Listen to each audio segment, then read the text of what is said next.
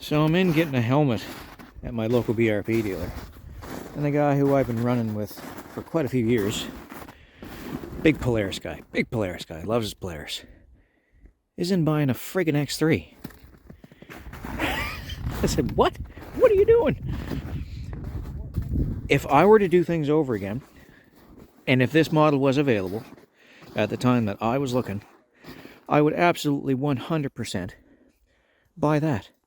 That is a 2026, I think, X3 X. So it basically has all of the stuff from factory that I put on that to make it into that, except for obviously the mud buster fender flares. But it has like the screen out of the Mavar, the buttons out of the Mavar. It's cleaned up inside of here as far as the cab goes. That looks really, really good, you know. And telescopic steering wheel, and the steering wheel out of the Mavar.